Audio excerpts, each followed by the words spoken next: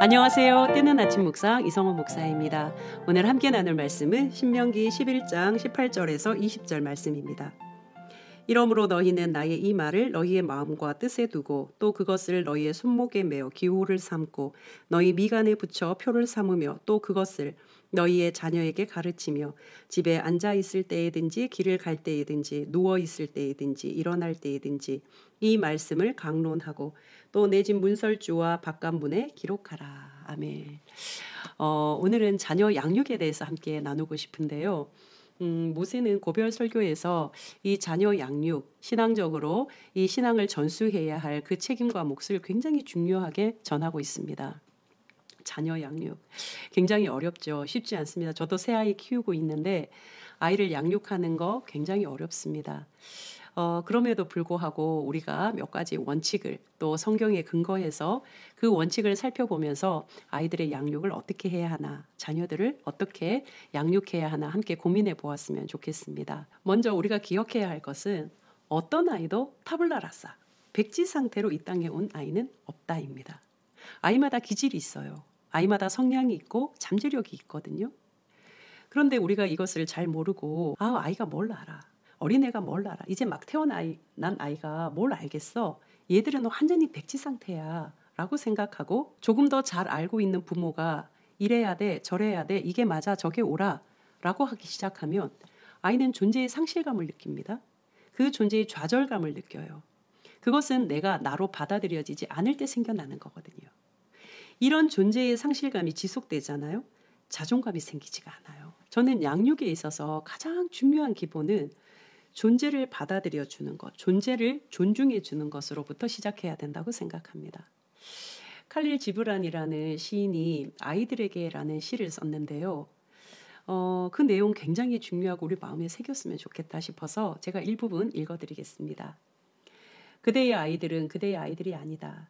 아이들이란 큰 생명의 아들, 딸이니 그들은 당신을 거쳐서 왔을 뿐 그대로부터 온 것이 아니고 또 그들이 당신과 함께 있을지라도 그대에게 소유된 것이 아니다. 너무 중요한 내용이죠. 우리의 아이들은 우리의 아이들이 아니다. 큰 생명, 성경적으로는 하나님으로부터 이 땅에 보내진 아이들. 다만 나를 거쳐서 왔지만 내 아이는 아니라는 거예요. 나와 함께 지내고 나와 함께 있지만 내 소유는 아니라는 것. 내 아이를 내 아이라고 하는 순간 우리는 내가 원하는 대로 이 아이를 이끌고요. 내가 바라는 것을 막 기대하면서 아이를 막 몰아세우기 시작합니다. 그러나 나를 통해서 이 아이가 태어났지만 궁극적으로 이 아이의 생명의 근원이 하나님께 있다는 것을 우리가 기억하면 이 아이를 함부로 대할 수가 없어요. 내 자녀이지만 함부로 대할 수 없다는 것이죠.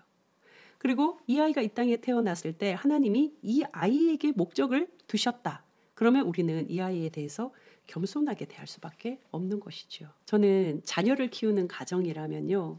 4가지 중요한 원칙을 함께 지키면서 좀 실천해 보기를 당부하고 싶어요. 첫 번째는 이 존재가 매우 소중하다라는 거예요. 존재의 소중함. 너 정말 소중한 아이야.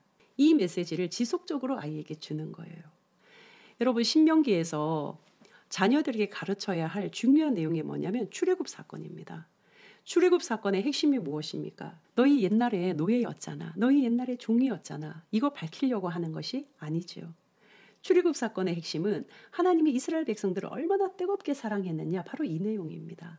그들이 비록 종이었고 노예였지만 하나님은 이스라엘 백성 있는 그대로 받아주시고 있는 그대로 그 존재를 존중해 주셨어요. 그러니까 우리가 아이들을 양육할 때에도 가장 기본되는 원칙, 그 존재 그 자체를 존중해 주는 거예요. 부모님은 자녀들을 굉장히 사랑합니다. 아주 헌신적으로 사랑하셔요. 그래서 자녀들이 조금 부족한 모습, 모난 모습 보이면 이거 고쳐주고 싶거든요. 그러나 자녀들의 입장에서 보면 마치 자기 존재가 부정당하는 것처럼 느껴질 수 있거든요. 넌 다 좋은데 그게 문제야. 너 이거 성적이라고 받아왔니? 이 성적을 받아오고도 밥이 넘어가니? 넌 도대체 몇 번을 말해야 알아듣니? 네가 사람이니? 사람이라면 이렇게 할 수는 없어. 너 지금 하는 거 보니까 앞날이 훤하다. 공부해서 뭐하냐? 다 때려치워. 이런 말들이 부모님은 자녀를 너무 사랑하니까 그 자녀를 위해서 하는 말이에요. 그런데 아이들의 입장에서는, 자녀들의 입장에서는 내 존재가 갈기갈기 찢겨 나가는 거죠. 나는 지질이 못난 사람, 나쁜 사람, 무능한 사람, 나라는 존재가 아주 쓸모없는 그런 존재로 인식된다는 것이죠. 아까 말씀드렸듯이 이런 존재로 계속 자신이 취급당하기 시작하면 아이들은 자존감은 바닥이고 열등감에 허우적대고 우울하고 굉장히 치명적인 상태로 살아갈 수밖에 없는 것이죠. 여러분, 존재와 행동은 같은 것이 아닙니다. 행동은 잘못할 수 있어요. 그러나 잘못된 행동을 했다고 해서 존재가 잘못되었다? 그렇게 볼 수는 없는 것이지요. 그런데 아이들은 그런 지적을 받으면요, 내 존재 자체가 잘못되었다고 생각하는 거예요. 이런 메시지가 아이들의 마음에 딱 새겨지면 아이들은 내면의 힘을 잃어버려요. 그런데 여러분, 우리 곰곰이 생각해 보면 정말 문제가 돼서 그 문제를 지적하는 경우보다 문제 삼아져서 문제가 되는 경우가 훨씬 더 많은 것 같습니다. 느리다, 더디다, 서툴다. 그런데 이렇게 느리고 더디고 서툰 것은 많은 부분 시간이 지나가면 저절로 해결되는 게 참 많거든요. 그런데 그 당시 그걸로 문제 삼고 문제가 되고 문제로 여겨져서 아이들이 문제아가 되어버리는 것. 이게 너무 안타까운 것이죠. 그래서 두 번째는요, 아이들이 스스로 자랄 수 있도록 해주자는 거예요. 옛날에 송나라에 어떤 사람이 밭에 보리를 심었는데 매일 이렇게 나와봐도 보리가 생각만큼 쑥쑥 자라지가 않는 거예요. 아, 좀 빨리 자라줬으면 좋겠는데 답답했던 이 사람이 어느 날은 이 보리 줄기를 위로 쭉 축혀 올렸더니 키가 훅 자라 보이는 거예요. 너무 흐뭇했죠. 그 다음날 보리밭에 들어가서 보리를 다 위로 조금씩 당겼어요. 그러고 보니까 보리 키가 쑥 커져 있으니까 너무 행복한 마음으로 돌아갔죠. 그 다음날 보리밭에 딱 와보니까 보리가 다 죽었지 뭐예요. 왜요? 뿌리가 다 뽑혀버렸거든요. 여기에서 나온 말이 바로 발묘조자. 급하게 서두르다가 일을 망쳤다는 거예요. 빠른 아이가 있습니다. 빠르다고 다 좋은 것도 아니고요. 조금 더딘 아이가 있습니다. 더디다고 다 나쁜 것도 아니고요. 아이마다 자기의 시계가 있고 자기의 속도가 있습니다.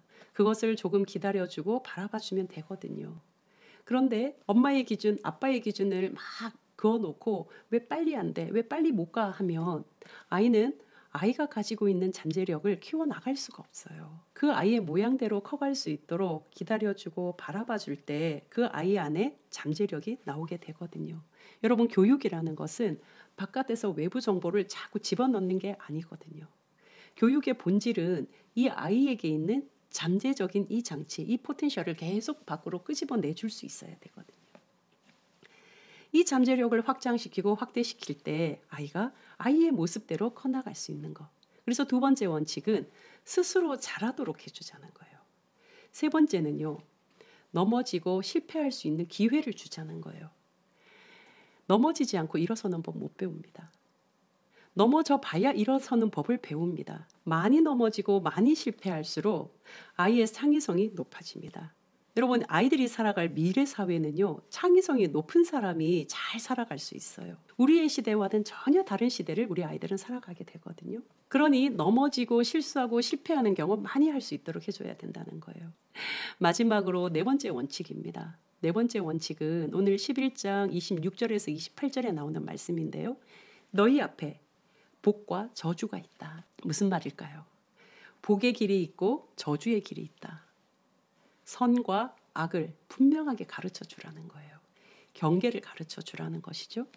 무엇은 되고 무엇은 안 되는지, 무엇은 해야 되고 무엇은 하지 말아야 하는지, 어떤 길은 가고 어떤 길은 가지 말아야 하는지 이거 분명하게 가르쳐 줘야 한다는 거예요. 그래야 아이들이 해서는 안 되는 거, 하지 말아야 될 거, 가지 말아야 될 일, 악한 일, 이걸 하지 않거든요.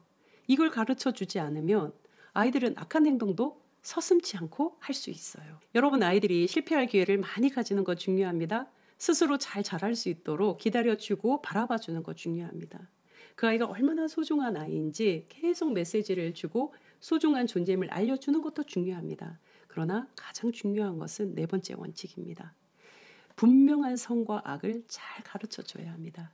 이것이 바로 신앙생활, 하나님을 믿는 길이지요. 사랑하는 따와 가족 여러분, 여러분의 모든 가정이 하나님 안에서 든든히 서나가고 아름답게 세워지기를 주님의 이름으로 축복합니다. 아울러서 여러분의 모든 자녀가 하나님의 길, 선한 길을 잘 걸어가면서 정말 소중한 존재로 스스로 잘 자라가면서 실패와 실수의 경험들을 많이 하며 창의성을 키워나가기를 진심으로 축복합니다. 믿음 안에서 여러분의 가정이 든든히 서나가기를 소망하며 여러분 다음 주에 뵙겠습니다. 샬롬.